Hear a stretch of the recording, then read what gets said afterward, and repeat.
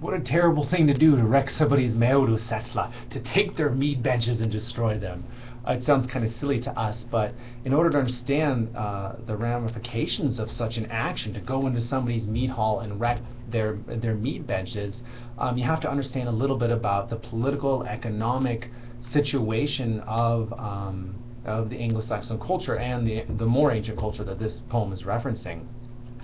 So the mead hall was an area where people gathered. It was where kinship ties were fostered and strengthened. It was where a king maintained his military forces and basically constructed the whole social structure of the upper class in Anglo-Saxon culture.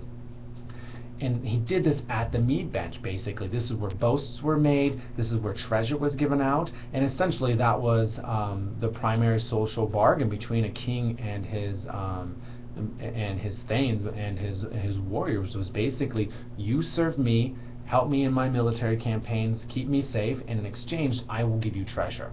And this took place at the mead bench. In the mead hall. This was the men's room. This was their White House, their entertainment venue. The mead hall was everything to them. And so, if it is their political center, their economic center, their Hollywood, all of this, to go into somebody else's mead hall and destroy their mead benches is a very symbolic gesture. It's the worst thing you can do to another people. And we see that he was successfully able to do this, Shield was successfully able to do this to other individuals, other tribes.